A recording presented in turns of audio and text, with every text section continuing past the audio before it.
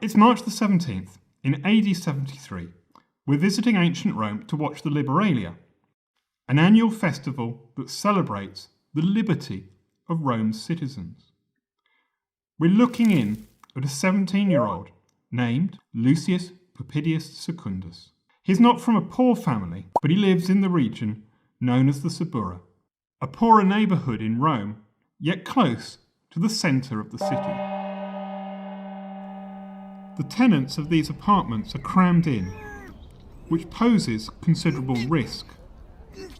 Fires are frequent, and the smell of ash and smoke in the morning is not uncommon. Lucius, who awoke at dawn, has family duties to perform today. His 15-year-old brother is coming of age. Half the children in ancient Rome die before they reach adulthood, so this is a particularly important milestone.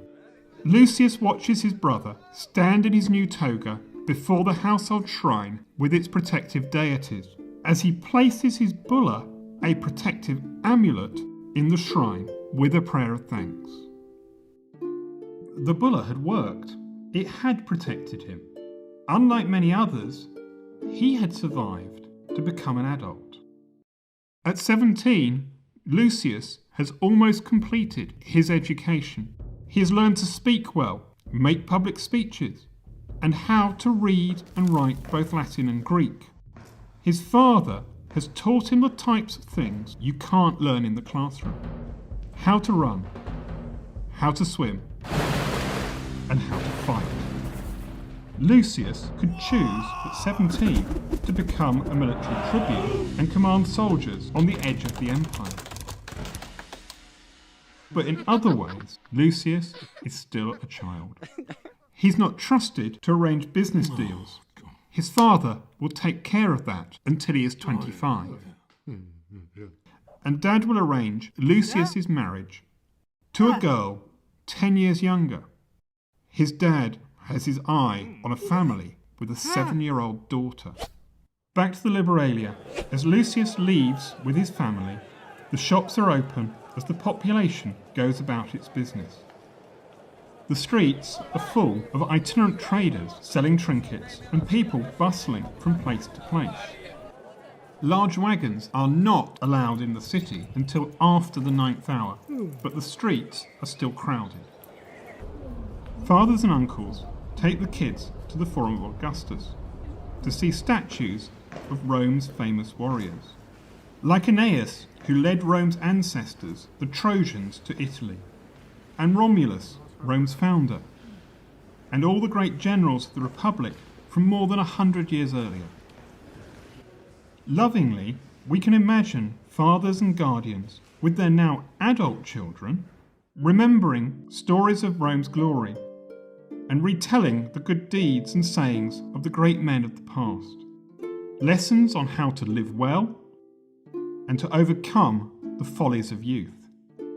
There is a sense of history in this place, relevant to their present. Romans made an empire without end in time and space. Rome was destined to be eternal through warfare. Wars were a fact of life, even in AD 73. There are campaigns in the north of England and into Scotland, to the north of the River Danube into Romania, and on the frontier between Syria and Iraq to the east. It's now the 8th hour, time to head for the baths. Lucius and his family head up the Via Lata, the wide street, to the Campus Martius and the enormous Baths of Agrippa. The family members leave the clients and freedmen outside and enter the baths with their peer group. Baths have changed from dark steamy rooms to light ones.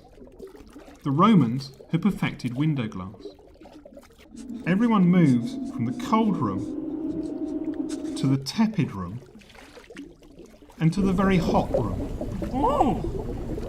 More than an hour later, the bathers leave massaged, oiled, and have been scraped down with a striggle to remove the remaining dirt.